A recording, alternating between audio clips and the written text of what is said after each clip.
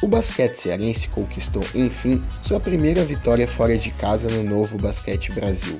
Em sua maratona pelo Rio de Janeiro, a equipe enfrentou Botafogo e Vasco da Gama, derrotando os cruzmaltinos em um duelo extremamente disputado, que só foi decidido nos últimos segundos, quando a equipe teve frieza para buscar a virada.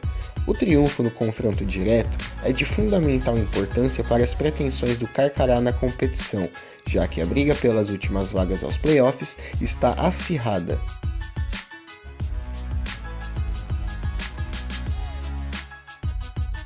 O Bauru Basquete teve uma semana extremamente decepcionante, com notícias ruins dentro e fora de quadra. Durante o treinamento de segunda-feira, o ala Gabriel Jaú, que estava prestes a retornar à equipe, voltou a sentir dores no joelho esquerdo e o diagnóstico não poderia ser mais cruel com o atleta. Nova lesão no ligamento cruzado, com necessidade de outra cirurgia no local. Na terça, o time foi surpreendido pelo Brasília dentro de casa, desperdiçando a chance de se consolidar na sexta colocação, posição que o time divide hoje com o Botafogo.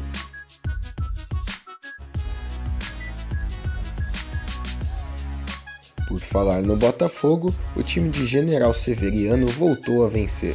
Contando com o retorno de Jamal, que ficou suspenso dos últimos 2 compromissos da equipe, Léo Figueiró teve mais opções a seu dispor, podendo exigir mais intensidades dos seus pupilos, algo que vinha faltando ao time recentemente. Diante do basquete cearense e do Pinheiros, o time não teve queda de rendimento durante a partida, condição que lhe fez atuar de igual para igual com os adversários, derrotando o Carcará e perdendo para os paulistas nos detalhes.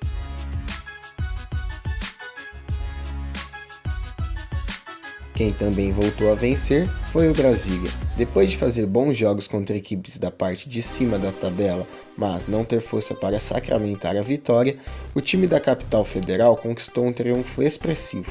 Mesmo atuando fora de casa e diante de um Bauru Basquete embalado, que dominou as ações no primeiro tempo, a equipe voltou mais agressiva no segundo tempo, anulando as principais peças do adversário e construindo o resultado com a solidez defensiva e a mão calibrada de Zach Graham, um dos cestinhas do NBB.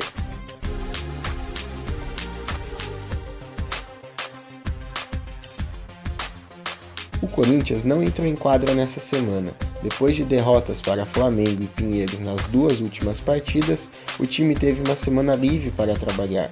O principal desafio de Bruno Savignani nessa altura da temporada é melhorar a defesa e o aspecto coletivo, fundamentos que têm comprometido a campanha alvinegra na competição.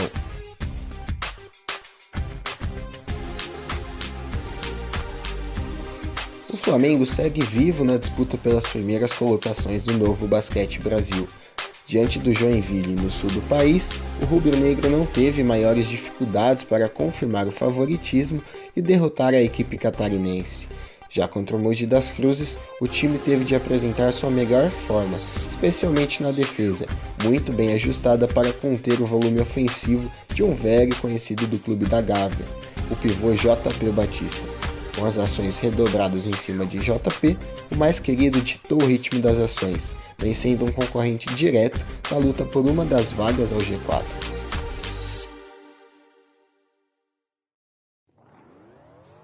Líder do Novo Basquete Brasil, o Franca teve uma semana inteira dedicada à Liga das Américas.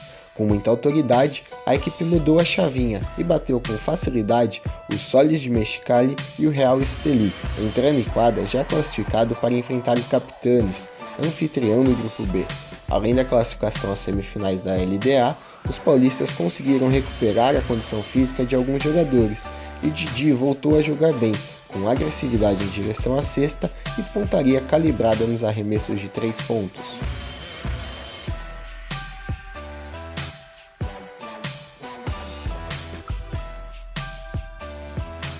Diferentemente do primeiro turno, quando vendeu caro a derrota para o Flamengo na Arena Carioca, o Joinville foi completamente dominado pelo rubro-negro diante do seu torcedor. Contra uma defesa extremamente agressiva que anulou sua dupla de norte-americanos, os catarinenses não tiveram a menor chance contra os pentacampeões do NBB. Por mais que a derrota não tenha sido nenhuma surpresa, faz com que o time caia para a lanterna da competição.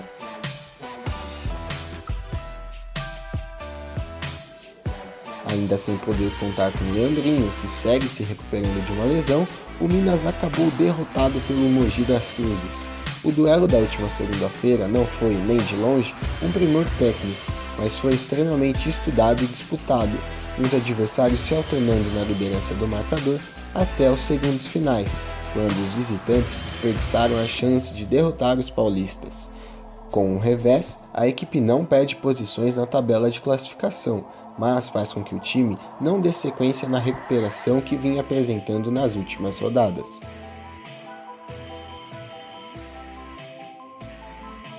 A sequência vitoriosa do Mogi das Cruzes teve fim nesse sábado. Vindo de 8 triunfos consecutivos, incluindo o da última segunda-feira sobre o Minas, o time do Alto Tietê não conseguiu impor seu ritmo de jogo e foi controlado pelo Flamengo, em duelo direto pela terceira colocação. A derrota torna-se ainda mais pesada por conta do time ser derrotado pelo rubro-negro também no primeiro turno, o que dificulta a vida da equipe na luta para retomar a terceira colocação.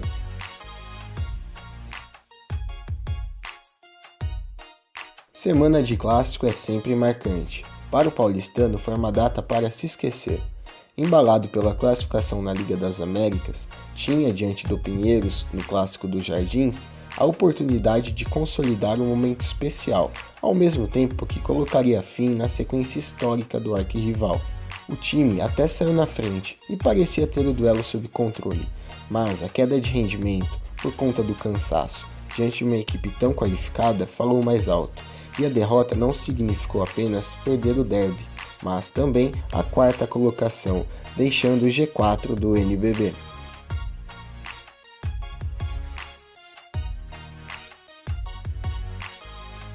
Em contrapartida, o Pinheiros teve mais uma semana para se guardar na memória. Com muita autoridade, desbancou o paulistano fora de casa, vencendo o Clássico dos Jardins de virada. Na sequência, recebeu o Botafogo e fez valer o mando de quadra, chegando à 10ª vitória consecutiva, sequência que representa novo recorde do clube na história da competição. Consolidado no G4, segue sonhando com a liderança, ocupada desde as primeiras rodadas pelo Franca.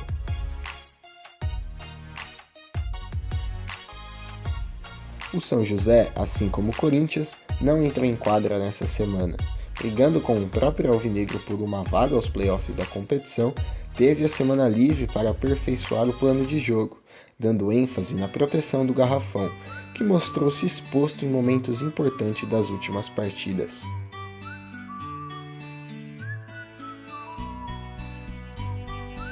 O Vasco da Gama tinha tudo para embalar no Novo Basquete Brasil. Atuando dentro de casa, teve a oportunidade de contar com o apoio do seu torcedor para levar a melhor sobre o basquete cearense, concorrente direto da equipe na luta pelos playoffs.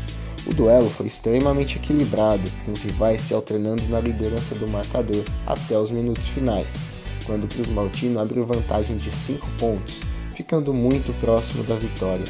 Mas as desatenções ofensivas fizeram a equipe sofrer uma virada inesperada e até difícil de digerir, sobretudo pela possibilidade que a equipe tinha de acumular gordura na briga pela classificação ao mata-mata.